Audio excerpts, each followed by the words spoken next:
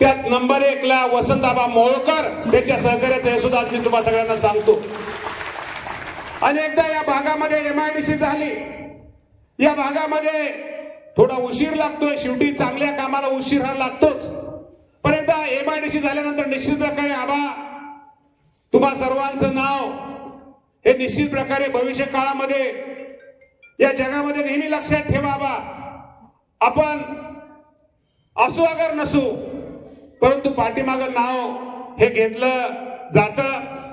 कारण का आज कैलासवासी पालीवाल शेठ जरी आपल्यात नसलं तर पालीवाल शेठची खूप त्यांची इच्छा माऊली ही होती की या भागामध्ये माऊली त्यावेळेस पालीवाल असतील, आमचे बरेच जुनी लोक, अण्णांपासून अनेक लोक असतील, त्यांची इच्छा होती आणि ती इच्छा तुमच्या सगळ्यांच्या प्रयत्नामुळे ती लवकरच ती पूर्ण होते. त्याचा निश्चित प्रकारे आनंद आहे.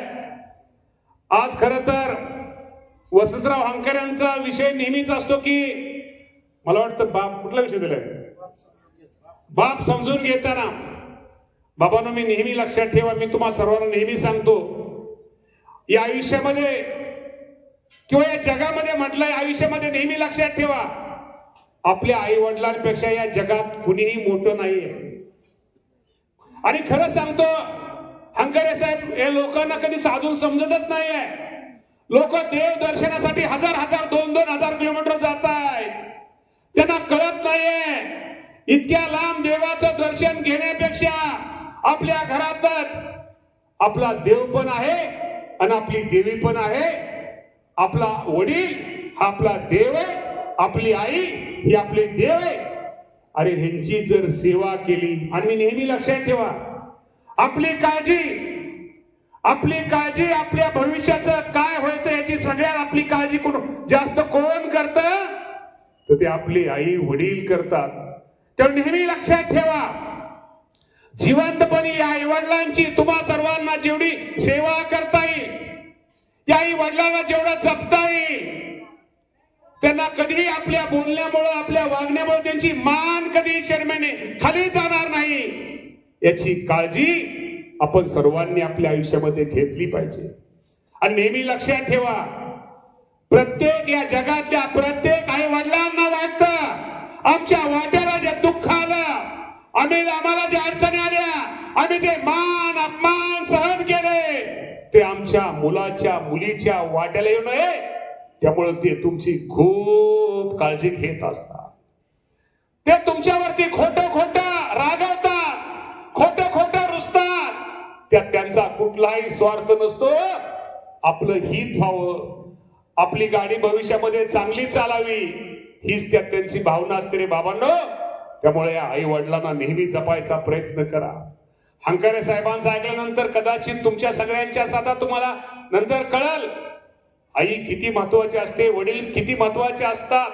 शेवटी बाप तो बाप असतो. आपण म्हण आहे की आई तरी कदाचित बोलून दाखवल, आई भावना व्यक्त करल, आई डोळ्यात पाणी, आईच्या डोळ्यातून पाणी येईल. वडील बोलून दाखवणार नाही, भावना व्यक्त करणार नाही, तुमच्या समोर डोळ्यातनं पाणी व्यक्त येऊन देणार नाही.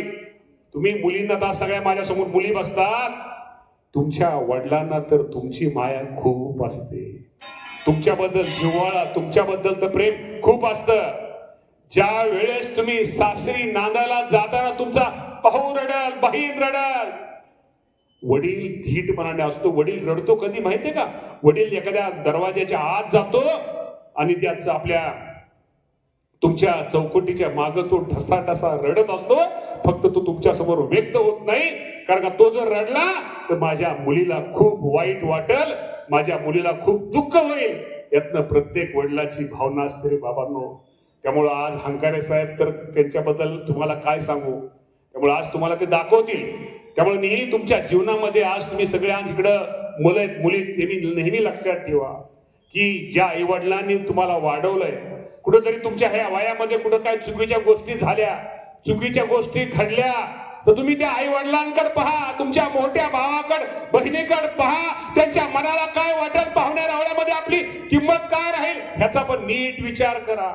शेवटी काही गोष्टीमध्ये, काही वयामध्ये गोष्टी चुकून घडून जातात, चुकून होतात, पण त्याचा परिणाम आपल्या घरच्यांवरती, आपल्या भावावरती, बहिणीवरती, उद्या होणाऱ्या कुटुंबात दुसऱ्या तिसऱ्या त्यांच्या मुलांच्या लग्नावरती काय होतं याचा पण आपण कुठेतरी आयुष्यामध्ये विचार केला पाहिजे. ही सुद्धा गोष्ट आपण सर्वांनी आपल्या आयुष्यामध्ये नेहमी घेतली पाहिजे. आज कार्यक्रम मी म्हणतो हंकारे साहेब बोलणार आहे, त्यामुळे हंकारे साहेब म्हटलं या मामाचंच काय चाललंय, त्यामुळे पण मामाचं पण आता एवढा मोठा कार्यक्रम आहे. हंकारे साहेब, मोळकराबाचा वाढदिवस आहे, तुमची तर बॅटिंग जोरात होणार आहे. तुमच्या बॅटिंग बरोबर तुम्ही 6-4 मारचाल, मला 1-1 1-2 त्यामुळे 1-2 रन तर घेतलेच पाहिजे. त्यामुळे 1-2 रन घेण्याचा मी प्रयत्न करतोय.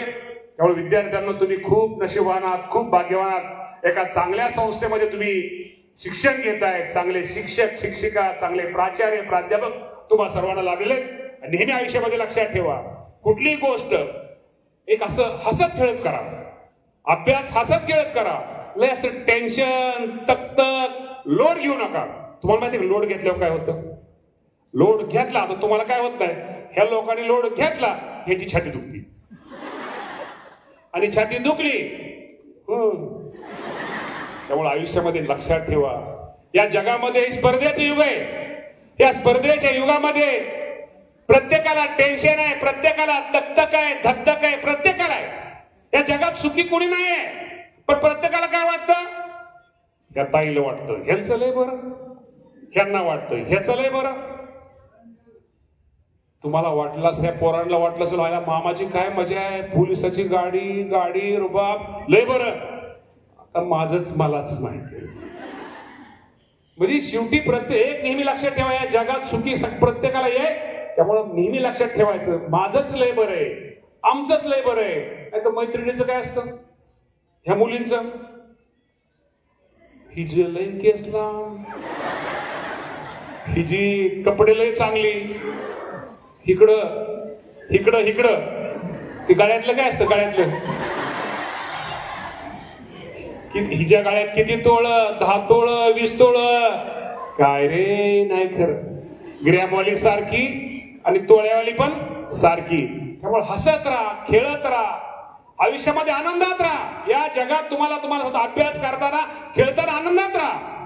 शेवटी नेहमी लक्षात ठेवा, आनंद द्यायचा असतो आणि आनंद घ्यायचा असतो. आनंद हा गोलगोल आहे. जेवढा आनंद आपण पुढच्या माणसाला देऊ, तोच आनंद, उलटा आनंद धापत आपल्याला आपल्या कुटुंबाला मिळाल्याशिवाय राहत नाही. त्यामुळे आनंद द्या आणि आनंद घ्या. त्यामुळे आज खूप चांगला कार्यक्रम आहे. आबा, तुम्ही इतक्या वर्षाचं झालं हे आम्हाला कळलंच नाही. तुमच्याकडे बघून वाटत नाही तुम्ही 62 झाला. नातू पण समोर आहे, बरं झालं. नातू समोर बसला नसतं तर तुम्हाला आम्हाला वेगळंच वाटलं असतं. त्यामुळे आबा, शेवटी तुमचं मोळकर कुटुंब सजीव नाही काय पुढे घ्यायचं. त्यामुळे सगळंच कुटुंब तुमचे, तुम्ही सगळे तुमचे भाऊ, आज एक भाऊ तुमच्यामध्ये आपल्या दुर्दैवाने नाहीये. तुमचं सगळं कुटुंब, तुमचे पुतणे चिरंजीव हे समाजामध्ये, तुमच्या सुना पण तुम्ही खूप हुशार आहेत तुमच्या. त्यामुळं तुमचं सगळं कुटुंब, तुम्ही खूप चांगलं तुमचं काम ह्या समाजामध्ये चाललंय. तुमचं काम तर तुम्ही चालूच ठेवणार आहे. आणि शेवटी आयुष्यामध्ये एक लक्षात ठेवा, या समाजामध्ये असू द्या, आपण जी माणसं आपण म्हणतो ना की ज्या माणसं चांगली काम करतात, हंकारे साहेब जी माणसं चांगली काम करतात त्याच्यावर दगड पण लय पडतात.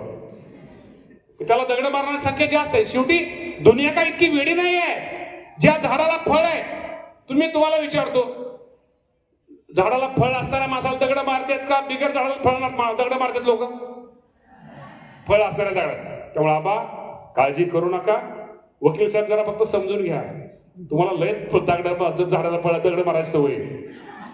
त्यामुळं नेहमी लक्षात ठेवा, आज खूप चांगला कार्यक्रम आहे. आबा, तुम्ही 62 वर्षाचे झालात, त्यामुळे अजून तुम्ही आमच्यापेक्षा 6 वर्षांनी सिनियर आहात.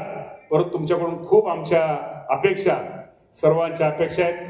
आणि आता राहिलेल्या तुमच्या जीवनामध्ये तुमचं सगळं बरं चाललंय. बाकीचे सुद्धा भविष्यामध्ये चांगलं काम करण्याचा प्रयत्न आपण सर्वजण करूया. या तालुक्यासाठी, या भागासाठी जेवढं आपल्याला लोकांना चांगलं करता येईल तेवढं सहकार्य करता येईल करण्याचा प्रयत्न आपण करूया. पुन्हा एकदा मला वाटतं आता तुमचं, मला वाटतं दीपावलीची सुट्टी कधी, अजून वेळ असेल ना? पुढच्या महिन्यात दीपावलीची सुट्टी तुम्हाला लागणार आहे.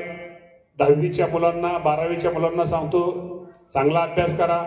हे वर्ष तुमच्या सगळ्यांसाठी खूप महत्वाचे आहेत. कारण का या 2 वर्षात जर तुम्ही चांगला अभ्यास केला, खूप मेहनत घेतली, पुढचे येणारे दिवस तुम्हाला तुमच्या भविष्यासाठी चांगले जाणार आहेत. त्यामुळे खूप अभ्यास करा, खूप मेहनत घ्या. या संस्थेला कधी तुम्ही तुमच्या आयुष्यामध्ये या संस्थेच्या शिक्षकांना, संस्थेच्या प्रमुखांना कधी विसरू नका.